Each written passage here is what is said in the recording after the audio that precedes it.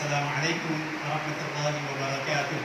Waalaikumsalam warahmatullahi wabarakatuh. Alhamdulillah wa syukrillah wassalatu wassalamu ala rasulillah. Amma ba'd. Anak-anakku sekalian, bagaimana kabarnya semua?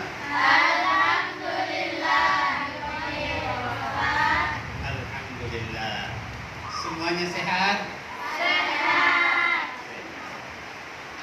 Sebelum Bapak memulai pelajaran hari ini, saya meminta salah seorang di antara kalian untuk memimpin teman-temannya untuk berdoa. Silakan.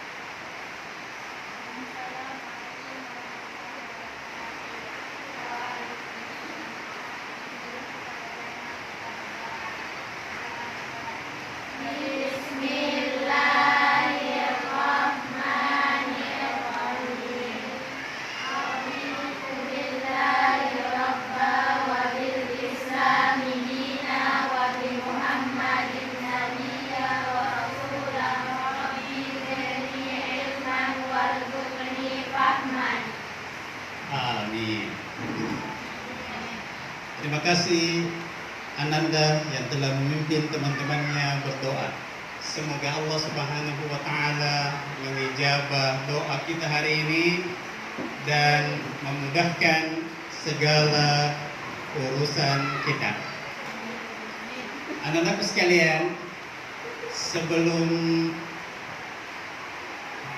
Bapak melanjutkan pelajaran kita hari ini, terlebih dahulu saya akan mengecek kehadiran anak-anakku semua. Apakah semuanya hadir? Hadir. Sehat semuanya? Sehat. Alhamdulillah. Nabi Shallallahu Alaihi Wasallam bersabda dalam sebuah hadisnya bahwa orang yang menuntut ilmu itu dijamin surga, dimudahkan surga untuknya. Ada yang hafal ini hadisnya? Ada yang hafal? Silakan.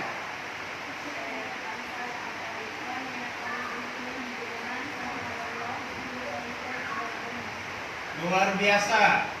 Jadi Nabi Sallallahu Alaihi Wasallam menjamin, man salaka tariqan yaltamisu fihi ilman, sahhalallahu tariqan ilal jannah.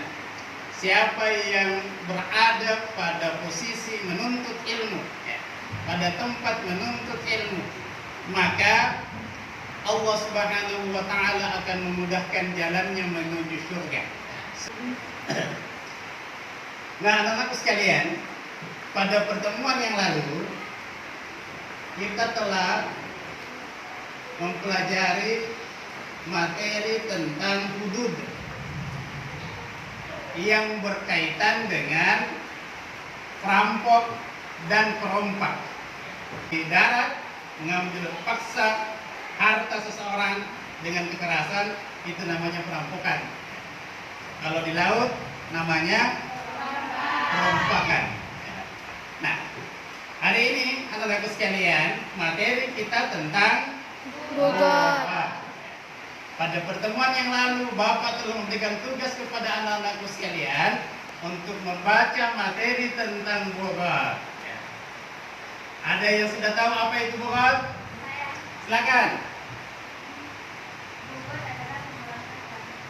Boghat adalah pemberontakan. Pintar, indah pintar. Nah, negara kita itu memiliki sejarah tentang beberapa organisasi, beberapa kelompok yang melakukan pemberontakan. Ada di antara kalian yang bisa memberikan contoh tentang pemberontakan yang pernah terjadi di negara kita? Coba, silakan. Apa? OPM. Apa itu OPM? Organisasi Papua Merdeka. Jadi satu contoh pemberontakan yang pernah terjadi di negara kita adalah gerakan organisasi Papua Merdeka yang terjadi di Papua. Ya. Yang lain masih ada yang bisa memberikan contoh? Seperti gerakan, ya silakan. PKI, ya pemberontakan yang dilakukan oleh PKI yang ingin mengganti ideologi negara kita. Jadi sampai di sini anak-anak sekalian sudah paham? Paham tentang apa itu bogor. Nah, tujuan pembelajaran. Apa tujuan pembelajaran kita pada materi bogor? Ya. Setelah anak-anakku sekalian ya, melalui proses pembelajaran ya, diharapkan mampu untuk mendeskripsikan hukum bogor dengan benar. Ya. Yang kedua, melalui diskusi dan pengamatan, anak-anak sekalian diharapkan untuk dapat menjelaskan tentang hukum Islam yang berkaitan dengan bogor. Yang ketiga, melalui diskusi dan pengamatan dan penugasan, anak-anak sekalian dapat memecahkan masalah kontekstual yang berkaitan dengan hukum Islam tentang bogor. Yang keempat, melalui diskusi dan pengamatan dan penugasan, anak-anakku sekalian dapat menyajikan contoh-contoh pelanggaran yang terkena ketentuan bogor yang telah didapatkan. Jadi nanti bisa kita berikan contoh tentang bogor yang kita dapatkan di lingkungan sekitar kita, ya, di masyarakat yang ada. Bagaimana bentuk bogor yang terjadi di lingkungan kita. Bapak lanjutkan anak-anak sekalian. Pengertian bogor. Ada di antara kalian yang bisa bantu Bapak untuk membaca pengertian bogor? Silakan. Silakan. Baca pengertian bogor. Secara bahasa, kata bogor Luar biasa, Anda sekalian telah membantu Bapak untuk membaca pengertian bogor. Jadi jelas ya pengertian bogor ya? jelas. Bapak lanjutkan pada materi selanjutnya. Coba anak-anak sekalian amati gambar yang ada di atas. Ada 8 gambar yang Bapak sudah siapkan. Perhatikan baik-baik. Kemudian ceritakan gambar apa saja yang di atas ini. Ya, gambar apa saja ini?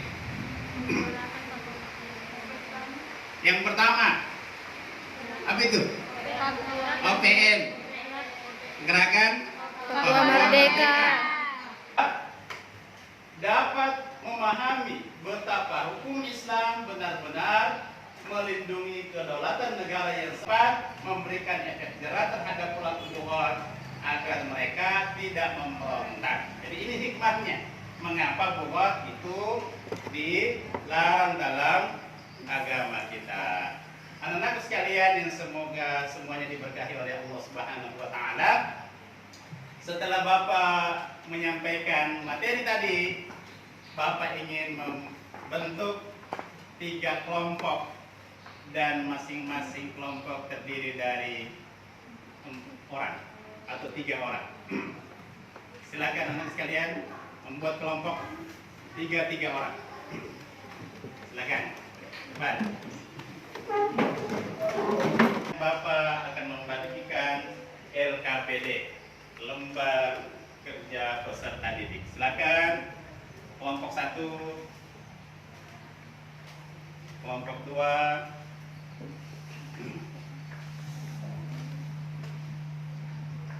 kelompok 3. Ya. Ini silakan ditulis. Di situ ada materinya.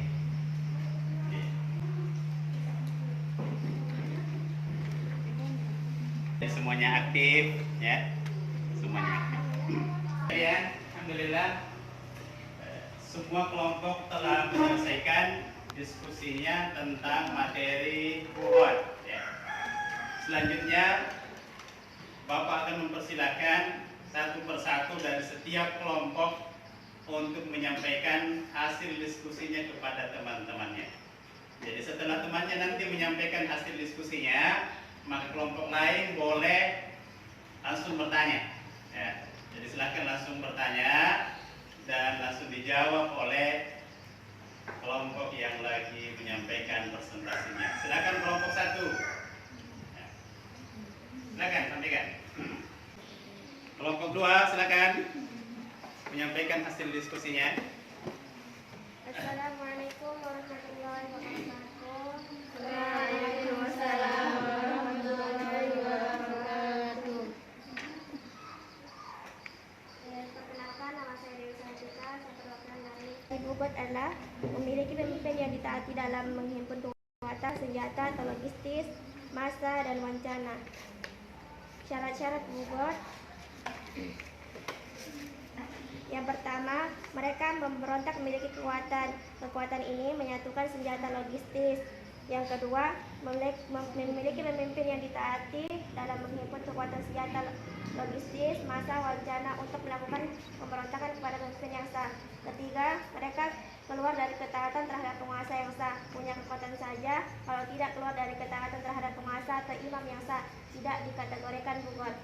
Pemimpin itu diperintahkan oleh Allah Subhanahu wa ta'ala sebagai firman-Nya, Quran surah An-Nisa ayat 59, yang artinya, hai orang-orang yang beriman, taatilah Allah dan taatilah Rasul-Nya dan ulil amri di antara kamu. Kemudian jika kamu berlainan pendapat tentang sesuatu, maka kembalikanlah ia kepada Allah, Al-Quran dan Rasul sunnahnya. Jika kamu benar beriman kepada Allah dan hari kemudian, yang demikian itu lebih utama bagimu dan lebih baik akibatnya. Oke, ada yang mau bertanya dari kelompok yang lain? Ada yang mau ditanggapi? Silakan, kelompok 3.